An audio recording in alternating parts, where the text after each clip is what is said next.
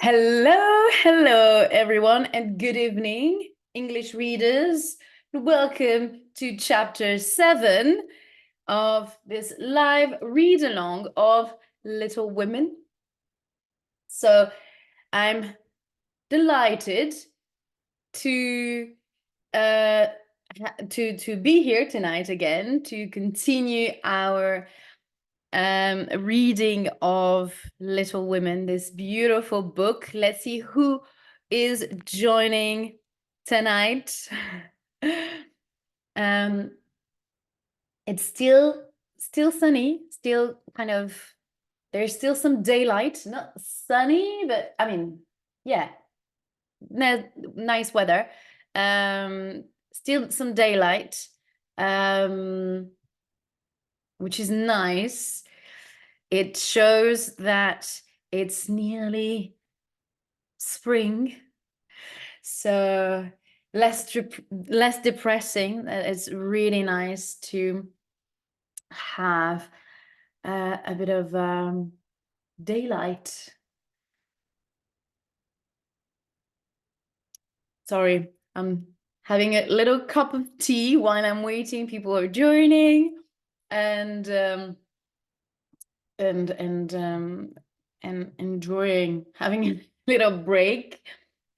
Um, so tomorrow, hi Kitty, welcome. How are you? How are you? How was your day? Did you have a nice day? I'm having a nice cup of tea here. Just got back. Hello. Just got back from work and just have a bit of quiet time to have a tea and enjoy my cup of tea before I get down to business and I get busy with reading the story. So while we're waiting a little bit that people are joining the live, let's have a little chat for a minute and have a bit of a break. Fine, thank you. Okay, I'm good.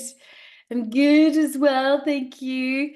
I have also a cup of tea. Yes, definitely needed.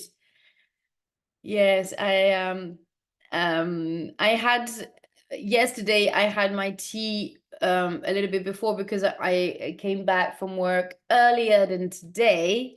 So I had time to have a bit more of a break. But today it was just rushing. I just had the time to put my stuff, have a little bit of a time to get myself a tea, and then get ready for this live, all set up, and be there. So here is why I still have the tea. Today is in Another very cold. You know what?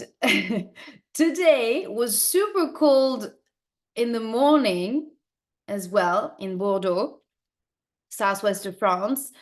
The weather was, yes, this morning was super cold. And this afternoon, a ray of sunshine appeared. And as soon as the sun came up, then it was it was quite warm. And I even took off my coat in the afternoon because, yeah, it was quite warm. I think we had 20-ish degrees. Uh, let me, no, let me check here. Do I have the weather? No, it's, yes, 17 degrees, but that's, I think it's in the shade. So I guess in the sun, it was definitely 20 degrees. So this is just madness in the middle of February. This weather is just so, the gap between one day to another is just like 10 degrees difference. Is the gap is so wide between 2 days that is just is just unbelievable, and quite it's a bit weird how to you don't really know whether you should wear something warm or not, because I mean you get yourself, I mean you assume that it's gonna, I mean it was cold this morning, so you put your coat and stuff, but then in the afternoon take everything off. And the kids in the classroom, they were so warm, because you know in some classes the depending on the orientation of the classroom, sometimes the sun hits straight away into the classroom in the on the windows, and kids, it can get really warm in the classroom, especially when you have the kids as well. The human body temperature as well, when you have a lot of people in one room, makes it even warmer. So yeah, so that was this afternoon, a warm afternoon, and now it's the sunset at the moment. It's quite so it's nice to have this light still while I'm doing this live, and because then I think it's gonna disappear in a moment. Yeah, in a couple, maybe in half an hour, it's gonna get dark. So yeah, I'm gonna take a last sip of water, of tea, and I'm gonna do a quick recap of just before I get ready. You have daylight. Not quite.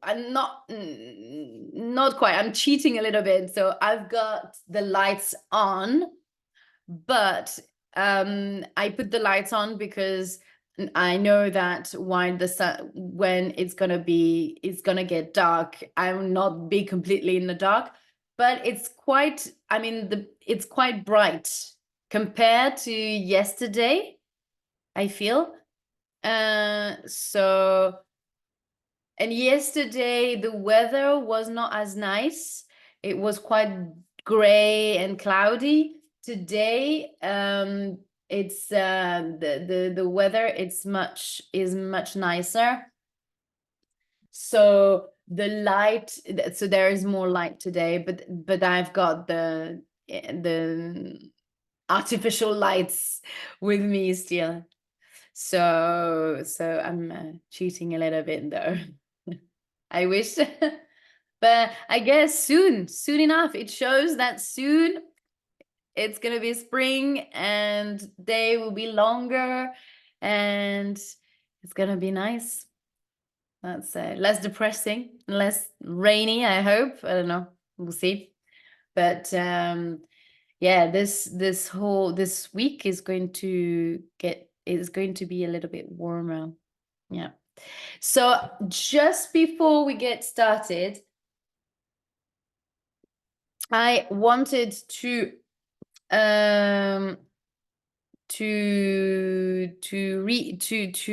update you about tomorrow. So I put a message in my story on my Instagram account. I put a message this morning, but I want to make sure that you all got the information, and I will republish again tomorrow. So tomorrow I won't be able to do the live reading at all, because I've got lots of different stuff, and I'm not gonna have the time tomorrow. Wednesday is going to be a busy Wednesday, so that means that Thursday I will do chapter. So today we're doing chapter 7. Thursday I will do chapter 8, and on Friday I will do chapter 9 and 10. because I get back from work. I get back earlier from work, so I will be able to do 2 hours almost of, well, it depends how long will take the lives, but basically I will do five from 5 to 6. I will do chapter 9, and then I will start another live at 6 to read chapter 10. So I will read 2 chapters on Friday.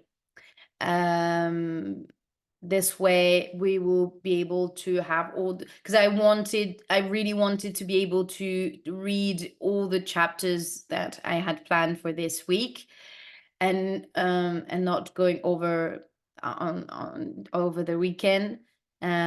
So this is the plan for Wednesday, because I finish early, so I will get the time to start the live at 5 up until 6, 7. So that's the plan for the following day. And that's fine because I can't do it tomorrow either. Oh, but that's perfect. Stars align sometimes. It's just, yeah. Okay, that's great. And yeah, it will be like that this week, and yeah, and next week it should be as normal, but next week will be the last week of the live reading, so it's gonna be the final chapters. So let's do a quick recap before we get started with chapter 7. So where were we? So yeah, let's recap. We are reading, if you're just landing on this live reading, on this video, if you're watching this on YouTube, because you're watching this video on YouTube, definitely, and if you're watching this on Instagram, so this we are currently reading Little Women, and this is the story of 4 sisters who are living in where do they live exactly?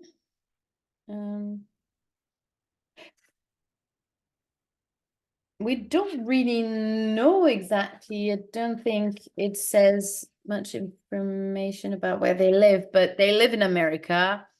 And maybe, I don't know, in the middle of, maybe where actually the author, yeah, I don't know, doesn't matter. There are 4 little four sisters who are living in America, and so their father is at war. He is fighting for the Civil War. Is in the South, yeah, fighting against other Americans, because it's a civil war against, so the North of America, the North states of America against the South, because of politics and political reasons, and in part of and also partially because of the slavery acts and the slavery laws and stuff like that. So this is the main, so basically the North wants the emancipation, the freedom of the slaves, and the South want to keep slavery going on because of course it's making them rich and richer. So this is what the war is about. But those little girls, they have to take care of the house. The 2 eldest, Meg and Joe, are working to bring some money in, and the third sister, Beth, is looking after the youngest one, and she is doing the chores and everything to help out her mother.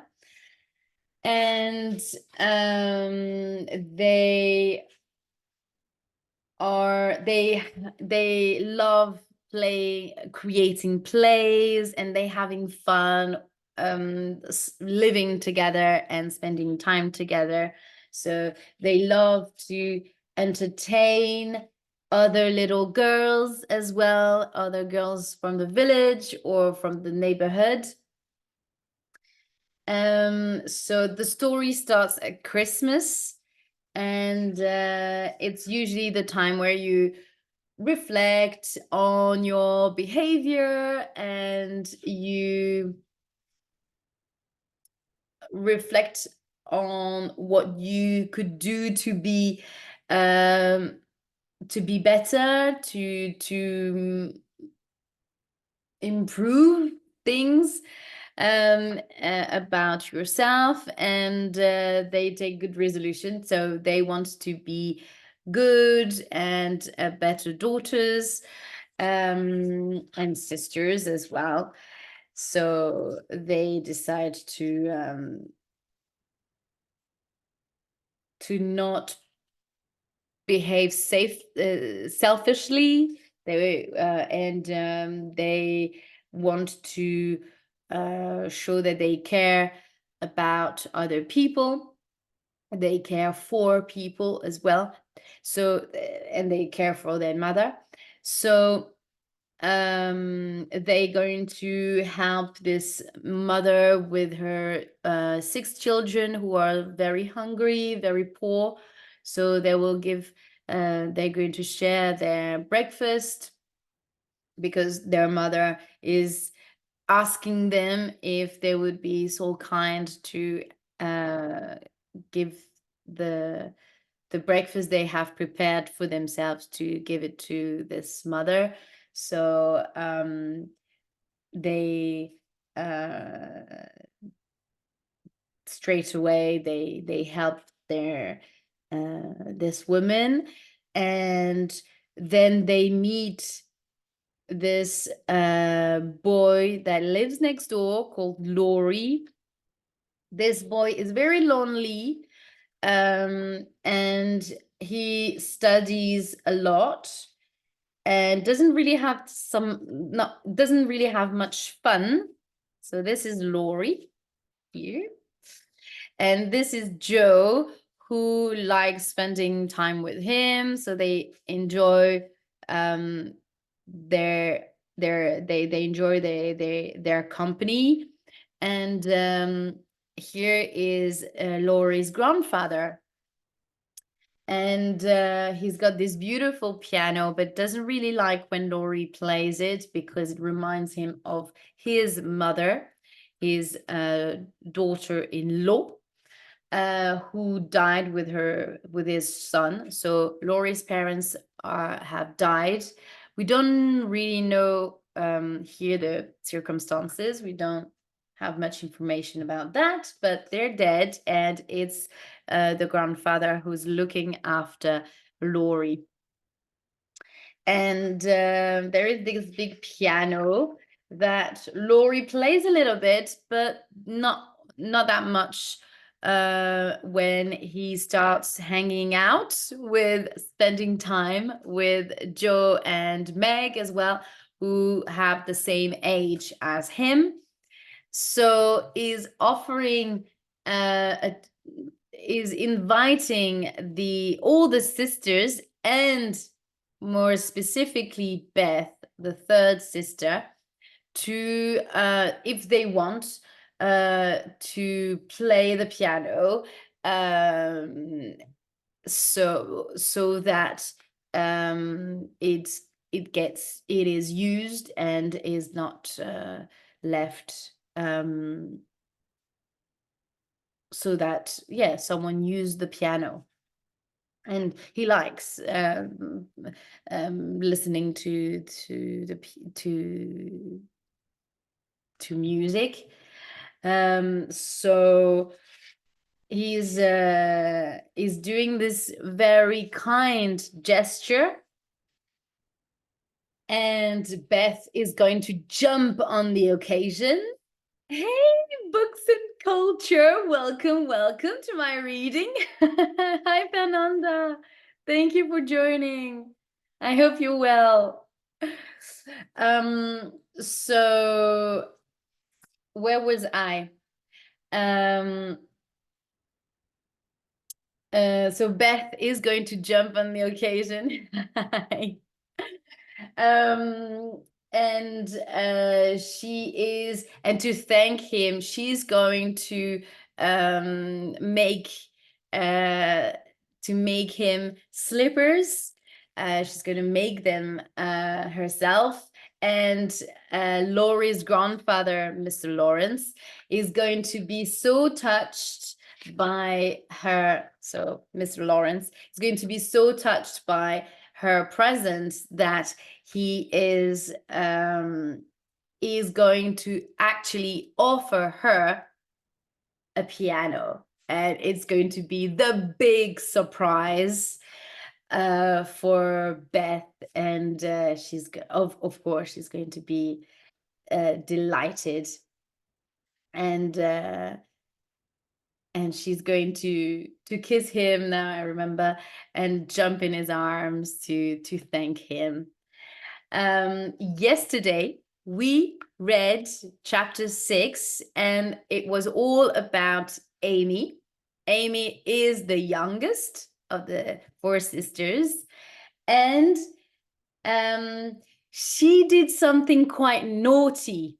Kitty, if you remember yesterday, we quite discussed this a little bit after the reading, about the fact. So what happened in this chapter is that Meg and Joe and Laurie, so those 3, had planned to go to the theater, and Amy wanted to follow them, but Meg was quite okay for her to follow them, but Joe definitely did not want her to join them. So Amy got super angry, and she threatened Joe that she would regret this. And she really did what she meant, because she burned. So Jo she's very creative, she loves writing, and she had this notebook where she would write, in which she would write all her plays and all her ideas and writings, and wanted at some point to maybe publish this book. And Amy burnt that book. That's not nice, because she was all angry and she wanted to get revenged. And so she burned the book. And when Joe found out, you can imagine how mad, how angry she was at Amy, and did not want to forgive her at all. So one day she was ice skating with Laurie. So Joe and Laurie were ice skating, and they usually would take Amy with them. But this day, she just went off without telling Amy, and went ice skating with Laurie. Amy, of course, was wondering where they were, and looked for them. She found them on the ice skating ice water yeah, she found them ice skating in the lake nearby. And she started ice skating, and at some point they had to be careful because there was some areas in the lake that was um, a bit dangerous, and Amy did not wasn't careful enough, and she didn't know, so she crashed through the water and fell into the cold water.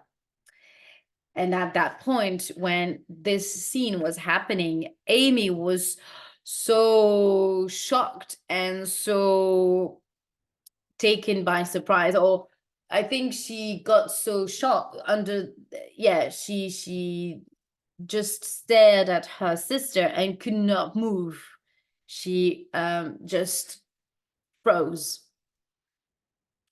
So Laurie managed to save Amy, and then she was taken to her mother. Luckily, she survived, and nothing very serious, nothing serious happened to Amy. But that event kind of traumatized so much Jo, that when she was at her bedside, she was crying and actually felt guilty for not forgiving her sister, and felt bad for not being more understanding, or yeah, more forgiving towards her sister. So that was the message. So the message here was kind of it felt like the event turned the situation got reversed, because at first Amy did really something bad to towards Jo, and then the situation just reversed completely at the end when Amy was in danger, and Jo actually blamed herself for everything, basically, which in the end was not her fault, that that Amy fell through the water. So it really shows how kind Jo is as a person, and how mindful she is towards her sister, and it made her reflect maybe on her behavior, and maybe she might think that she should not be so so tough on her sister. I don't know, we all learn. Maybe she would be she might be she will be more forgiving in the future. That's somehow the message from this chapter, and maybe not being too revengeful, but also the revenge thing is something that makes us reflect as well, and holding the grudge, this expression of being, always it's this idea of being revengeful as well. But revenge means that there is this idea of you will do something to hurt the other person when you venge yourself against someone else. But holding the grudge, it's more the idea of not forgiving. Yeah. So This chapter is teaching a little bit of these two ideas. So now today it's chapter 7. Meg hears some gossip. So let's see what are those gossip. So we saw that yesterday. Gossip is a word meaning that you are there are talks. It's when someone talks about someone else, and usually in their back. Is not usually gossips are not. They can be both positive and negative, I guess, but not always in the positive side. So the meaning behind gossip is usually a negative one. So let's see. Annie Moffat did not forget her promised invitation on one and an invitation. And one April day, Meg went to stay at the Moffats' large house. Meg thought it was wonderful. She loved riding in fine carriages, wearing her best dress every day, and doing nothing except enjoy herself. She soon began to talk about fashionable clothes and hairstyles in the way that the other girls did. And the more Meg saw of Annie's pretty things, the more she wished that she too was rich. Annie's older sisters, Belle and Clara, were fine young ladies. Mr. Moffat was a fat, friendly gentleman. And Mrs. Moffat was a fat, they're all fat, was a fat, friendly lady. They were all very kind to Meg and did their best to make her feel at home. When the evening for a small party came, Meg's best dress looked very old next to Sally's new one. But no one said anything about it. The girls were getting ready when a servant brought in a box of flowers. "For Miss March," she said. "And here is a letter." "What fun! Who are they from?" said the girls.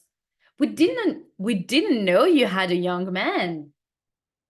"The letter is from Mother, and the flowers are from Laurie," said Meg, simply. "Oh," said Annie, with a strange look. Her mother's loving words and Laurie's kindness made Meg feel much happier, and she enjoyed the party very much. Annie made her sing, and someone said that Meg had a fine voice. So Meg was having a nice time until she heard someone say on the other side of a large table of flowers, "How old is the Lawrence boy?" 16 or 17, I think, said another voice. "It would be an excellent thing for one of those girls," said a third voice. "Sally says they are very friendly, and the old man thinks they are all wonderful. I expect Mrs. M has made Mrs. March, Mrs. M. I expect Mrs. M has made her plans," said Mrs. Moffat's voice. "But do you think the girl knows of them? She told that little lie about her mother, and her cheeks went pink. I'm sure the note was from the boy, really. Poor thing. She'd be very pretty if she had some nice clothes." That was not nice. "Do you think she'll mind if we offer to lend her a dress for Thursday?" "I shall ask young Lawrence to come, and we'll have some fun with her afterwards." Meg tried to forget what she had heard, but could not. The gossip made her angry. And she was glad when the party was over and she was alone in her bed. She cried quietly to herself. Why did people have to say those things? She and Laurie were just friends, but now that friendship felt damaged by the unkind gossip. The next day, Miss Bell said, Meg, dear, we've sent an invitation to your friend, Mr. Lawrence, for Thursday. Meg pretended to misunderstand. You're very kind, but I'm afraid he won't come. He's nearly 70. Oh, so she pretends that she doesn't get that Mr. Lawrence refers to Laurie, but she pretends that she understands it as it refers to his grandfather, 70. He's nearly 70. Miss Bell laughed. I mean, the young man. There isn't one, said Meg. Laurie's only a boy. Isn't he about your age? Said Clara. Nearer Joe's, said Meg. I'm 17 in August. It's nice of him to send you flowers, said Annie. He often does to all of us, said Meg. My mother and old Mr. Lawrence are friends, you know. What will you wear on Thursday? Asked Sally. My white dress, again. I haven't got any others. No others? Said Sally. How funny. You can imagine the tone. How funny. I have a pretty blue dress I can't wear any more, Meg, said Belle. It will please me if you wear it. You're very kind, but, began Meg. Please do, said Belle. You'll look quite beautiful in it. Meg couldn't refuse this kind offer. And on the Thursday evening, Belle helped to change Meg into a fine lady. She brushed and curled her hair, reddened her lips, then helped her to get into the sky blue dress. The neck of the dress was cut very low. So the neck of the dress is here, cut very low, so you can see her chest. Very not sexy because she's 17, but very revealing, I would say. The neck of the dress was cut very low, and Meg was quite shocked when she saw herself in the mirror. A necklace and earrings were added, and Meg was ready for the party. At first, she felt strange in all the fine clothes, but she soon discovered that people who did not usually notice her now came to speak to her. Several young men who had only stared before now asked to be introduced. Suddenly, Meg saw Laurie across the room. He was staring at her, and he didn't look very pleased. Meg began to feel uncomfortable, and she wished that she had worn her old dress. As she walked up to Laurie, she saw Belle and Annie watching them both and smiling. So yeah, I show you a little bit again. So that's Meg getting ready, and you can see her friend having a very kind of uptight attitude. You know, someone that is uptight means that they are usually people who have a very high opinion of themselves. And that goes usually with rank, with money and education and everything. So uh, she's looking at her like she's like, I think you're good, like an experiment kind of thing. Yeah, it's lovely. So we continue. I'm glad you came, Meg said to Laurie in her most grown-up voice. I was afraid you wouldn't. Jo wanted me to come and tell her how you looked, said Laurie. What will you tell her? I say I didn't know you because you look so unlike yourself. I'm quite afraid of you, he said. The girls dre- the girls dress me up for fun, said Meg. Don't you like it? No, I don't, came the cool reply. Meg became angry. Then I shan't stay with you. And she walked off towards the window. A moment or two later, an older man went past her, and she heard him say to his friend, that girl has been dressed up like a doll. Oh dear, thought Meg. Why didn't I wear my own things? She turned and saw Laurie behind her. Please forgive me, he said. Come and have something to eat. Meg tried to look annoyed. Please come, he said again. I don't like your dress, but I think you are wonderful. Meg smiled and found it impossible to stay angry with him. Please don't tell them at home about my dress, she said. They won't understand that it was just for fun and it will worry Mother. I was stupid to wear it, but I'll tell them myself. I won't say anything, he promised. He did not see her again until supper time, when she was drinking wine with two other boys.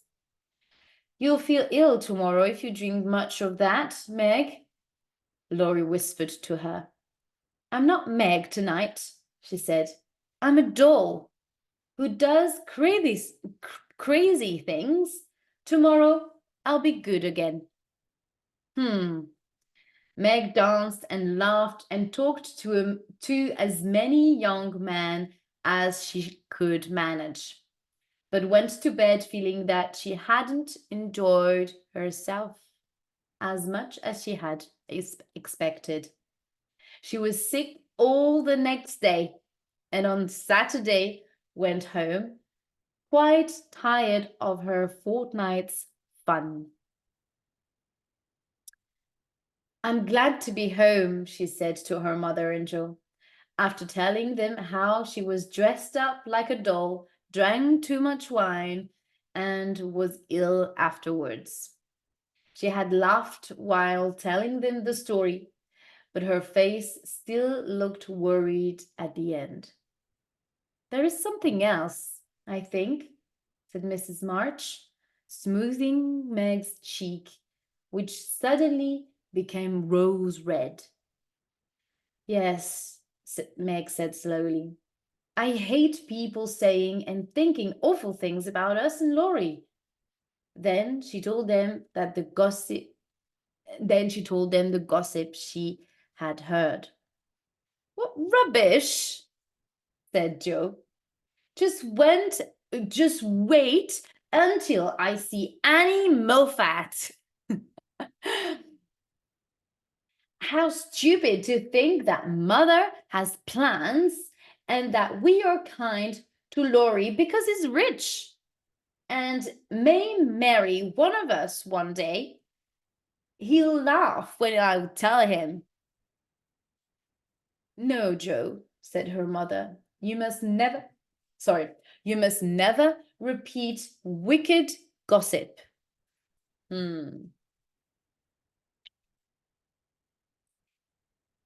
Do you have plans, Mother? Asked Meg.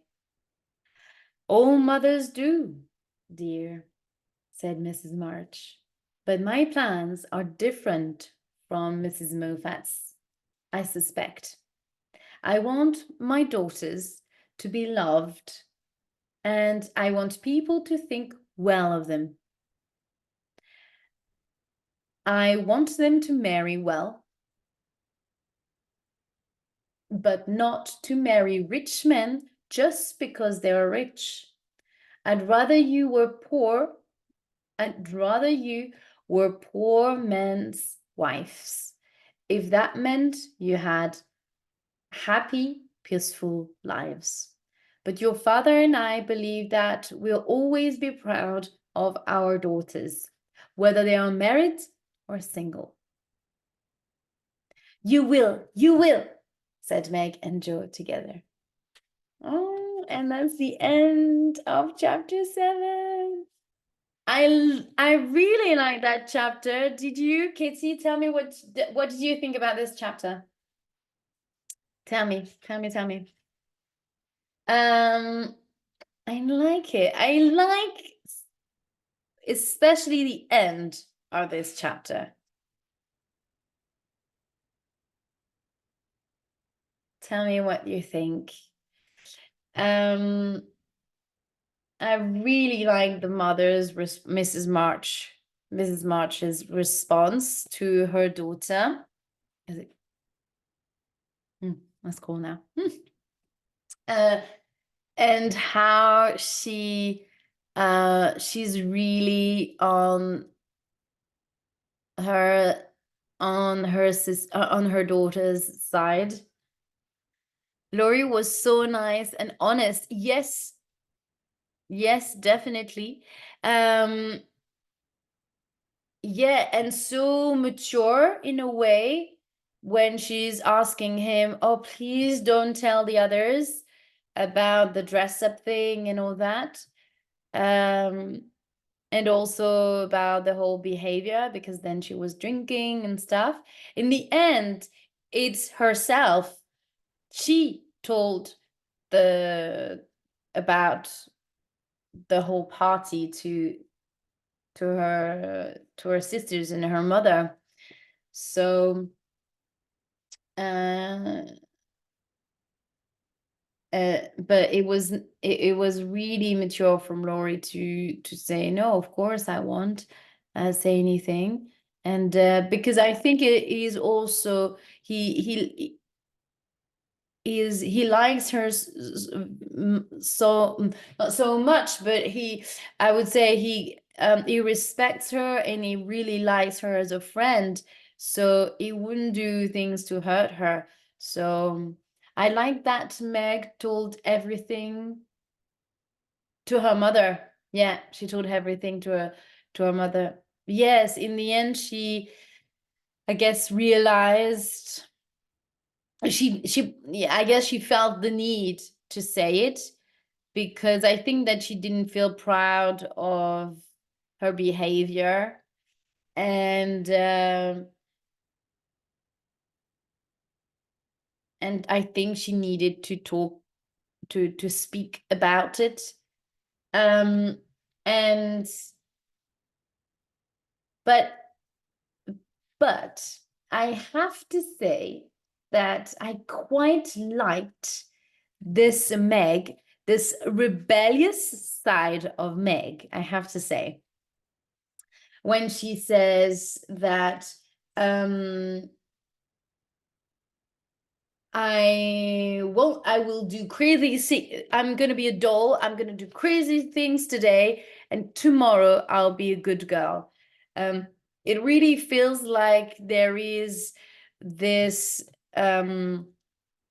pressure on women, on young ladies, to be respectable ladies and be impeccable, no flaws. You have to be perfect all the time, be kind, be perfect, and be pretty, be kind, be pretty, and be perfect all the time. And that's a lot of pressure on young women. And somehow it is still to this day. We are very, we have high expectations, or I feel like as a woman, we are very critical on ourselves. It's like, when you have to be the perfect mom, you have to be the perfect this or that, or you feel like now there is more and more criticism around this supposedly perfect ideal mother or whatever, or a perfect woman that can handle everything. Now the people or women speak more about that, and especially people who are wealthy or celebrities who are saying, yeah, I'm able to to have a career and look after my kids because I have help around. I pay a nanny, I pay, I don't know, a driver, someone who's going to bring my kids to school, or I have people to look after my kids so that I can realize myself, or I can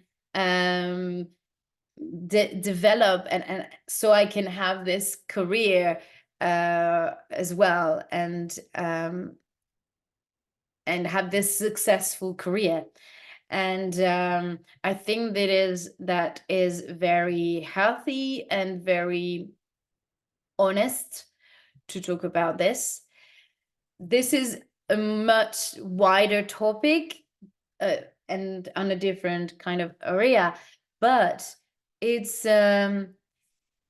goes back to this idea of being a well-behaved woman so that you will be well married, and you will marry someone that is rich um, and will yeah, someone rich, and who will who will have nothing to say against you, because in the olden days, if for example you had a relationship before, if whether there were a sexual relationship, or if you had a boyfriend before, without, not even talking about virginity, but it wasn't really well perceived if you, hi, hello, if you had relationships before. So it really puts pressure, a lot of pressure on those young women. And here we can see that not only she's hearing people talking about her and her dress, she feels bad about wearing this dress, and all the makeup and all the dressing up stuff around the necklace and the jewelries and stuff. She's bad. She doesn't feel like herself in those clothes. And then thirdly, we see also that all of a sudden she attracts other boys as soon as she got all dressed up. Then boys who wouldn't look at her at first when she would wear her normal dress, then suddenly got interested in her as well. You have that dimension as well in the chapter, when you really see that those boys are much more interested in how she looks than who she is, and are much more attracted to the superficial aspect of her than herself, really. Yes, especially back then, girls weren't allowed to make mistakes. Yeah, absolutely. it's really this idea of um, this whole idea of being a good girl, of being a little woman behind it. And we see here that Louisa May Alcott, the author, is kind of kicking this whole concept of about and whole concept around being a good girl. She's kicking the bucket, or not kicking the bucket because that's a different expression. Sorry, she's kicking in the in this expression, and it feels like she wants to um rebel against this condition, this woman condition of being a good girl. Otherwise, you're not going to be able to marry anyone, and people make you believe that you're not worthy of being well married, and nobody will want you because um, you are not rich, or you are with child. Also, that was a big thing in the olden days, when you if you felt pregnant, then you could say that your life uh, was over, because in a way, uh, or you would be banned from the family. They will reject you. How could you get yourself pregnant, and the family would reject you. Your own family would reject you, or they would. It's the same story as, if you remember, with Girl, Women, Other, where you would get the child and then they would take the child away. You see the similarities of stories here, even if there are centuries apart. You see how traditions and um, cultural and and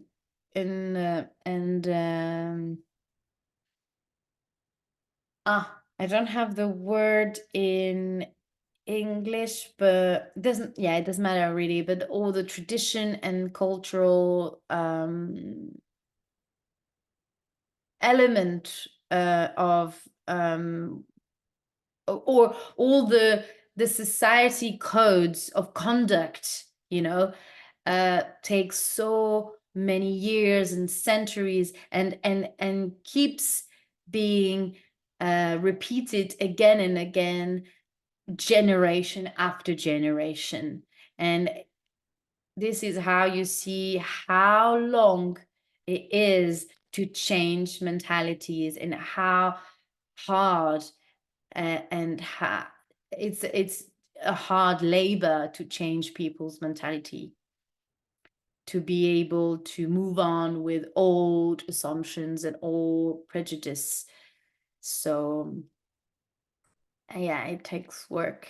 So in the end, this book, as very, like a little book for girls, it says so much about the women condition and the young women's condition,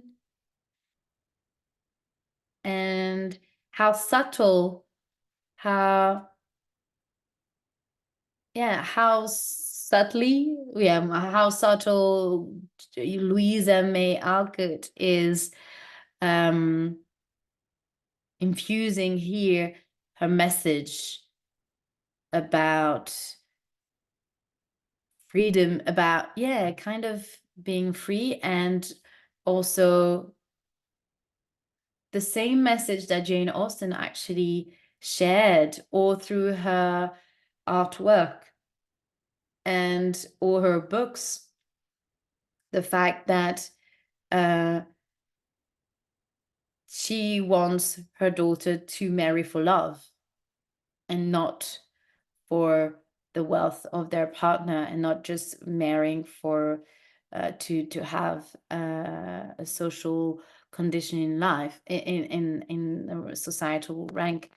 Um, so it's so you can see how um, there is like a century apart from Louisa May Alcott and Jane Austen. And you can see that Louisa May Alcott here is um, transferring, or kind of spreading this this notion of marrying for love and not for rank. And I don't know, I suspect, what do you think? Let me know if you believe that. I personally, I think that Louisa was, I don't know, I haven't read, maybe you should get some research into this to see, but I reading this book makes me really think that she has read Jane Austen, and that she has been influenced by her work. It kind of, or maybe I don't know, tell me if you guys are watching this video and you know more about Louisa May Alcott, and you could maybe answer this this question. I really wonder, and I'm sure, I don't know, I have this feeling that she had read Jane Austen, and that she somehow was thinking, was a feminist, as uh like Jane Austen. Yeah, I believe that too. Yeah. Yeah, because you see the message of the mother here, it's so crystal clear. Like, I'd rather you were poor men's wives, if that meant you had happy, peaceful lives. I want people to think, I want my daughters to be loved, and I want people to think well of them. I want them to marry well, but not marry rich men just because they're rich. There is still this idea, it's better if the man that you're going to marry is kind of wealthy, but that's not detrimental. And the two daughters are, and I like, yeah, it's so liberating when you hear your parents saying, we will always be proud of our daughters, whether they are married or single. How freeing is that when you are 16 or 17? It's so liberating, or to hear that from your parents, especially in the 19th century. Yeah, it's this is gold, really. Well, this was again a beautiful live reading session. I enjoyed every minute of this live reading and discovering again this new chapter and this new side of the story. So Thursday, so we will see each other on Thursday to read chapter 8, all play and no work. Oh, sounds fun, sounds fun. So I wish you a beautiful evening, Katie. Have a beautiful evening, and enjoy the rest of this day. And I will see you on Thursday then. Bye bye. And happy Valentine's Day for tomorrow. I hope you're gonna have a beautiful celebration, Valentine's celebration, or maybe something over the weekend, a romantic getaway or something, a romantic dinner. I don't know if you're gonna celebrate Valentine's Day, But I wish you a beautiful Valentine's Day tomorrow. Or yeah, so I'll be curious to know if you did something or if you had something planned. I wish we are too long together. It's been too long. Oh my gosh. Oh. But it's nice. It's nice sometimes too. It's always, yeah. I mean, I know it's marketing and commercial stuff, but sometimes I guess it cuts the routine. It breaks the routine, cuts the routine. What am I saying? Have a beautiful evening, Katie. Bye bye.